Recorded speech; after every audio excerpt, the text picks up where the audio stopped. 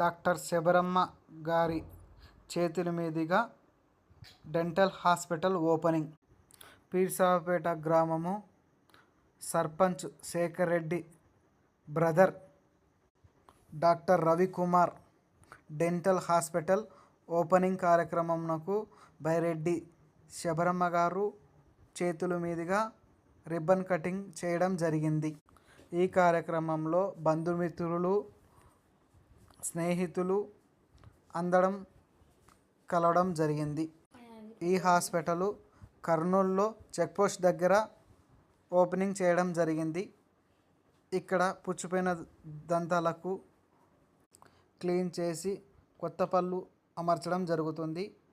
Kurnool checkpost దగ్గర second floor checkpost area.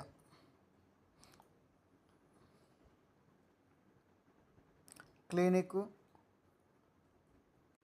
Reception hall